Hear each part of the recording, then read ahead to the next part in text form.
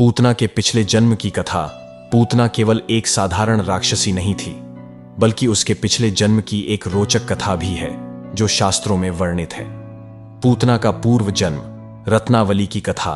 कुछ कथाओं के अनुसार पूतना अपने पिछले जन्म में रत्नावली नामक राजकुमारी थी। एक बार उसने भगवान विष्णु की पूजा करते हुए यह भावना प्रकट की कि यदि वह कभी माता बने तो स्वयं श्री हरि को स्तनपान कराना चाहेगी। लेकिन एक दुर्भावना के कारण उसे अगले जन्म में राक्षसी योनि में जन्म लेना पड़ा। भगवान श्री कृष्ण ने जब उसका वध किया तो उन्होंने उसके इसी संकल्प को स्वीकार किया और उसे मोक्ष प्रदान किया। बाली की पत्नी और शंकराचार्य का उल्लेख एक अन्य कथा के अनुसार पूतना पूर्व जन्म में बाली, सुग्रीव के भाई, की पत्नी थी। जब भगवान श्री राम ने बाली का वध किया तो उसकी पत्नी ने शोक में भगवान को कोसा और प्रतिज्ञा की कि यदि उसे मौका मिले तो वह भगवान को बाल्यकाल में ही मार डालेगी। इस शाप के प्रभाव से अगले जन्म में वह पूतना के रूप में जन्मी।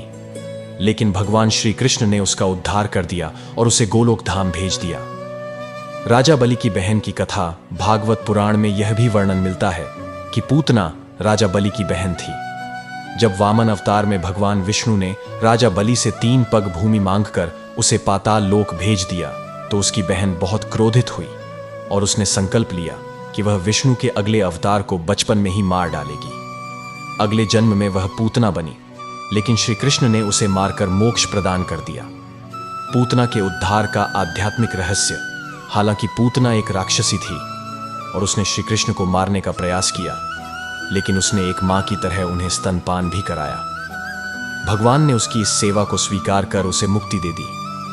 इससे यह शिक्षा मिलती है कि भगवान अपने भक्तों के भाव को देखते हैं, न कि उनकी गलतियों को। कथा का संदेश भक्ति और प्रेम का महत्व। चाहे कोई भी हो, यदि वह भगवान से प्रेम करता है तो उसे मोक्ष प्राप्त हो सकता है। बुराई का अंत निश्चित है। पूतना जैसे दुष्ट प्रवृत्ति के लोग अंततः अपने पापों का फल भोगते हैं। भगवान की दया अपरंपार है। श्री कृष्ण ने पूतना को मारकर भी उसे मुक्ति दे दी, क्योंकि उसने उन्हें मां की तरह दूध पिलाया था। इस प्रकार पूतना केवल एक राक्षसी नहीं थी, बल्कि उसके पिछले जन्म की कहानियां यह बताती हैं कि भगवान श्री कृष्ण हर जीव का उद्धार करने के लिए अवतरित होते हैं।